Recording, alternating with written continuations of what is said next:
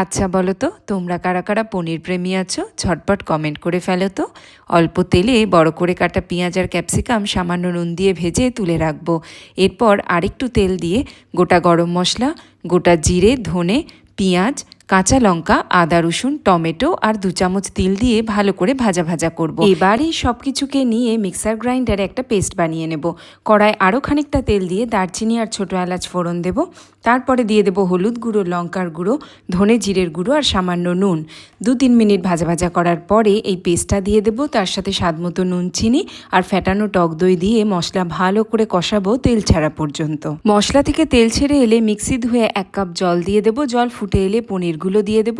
2-3 minute রান্না করার পরে ভাজা পেঁয়াজ আর ক্যাপসিকামগুলো দিয়ে দেব। 2 মিনিট পরেই খানিকটা বাটার আর ফ্রেশ ক্রিম দিয়ে দেব। আর তার সাথে দেব গরম মশলার গুঁড়ো আর কাসুরি মেথি।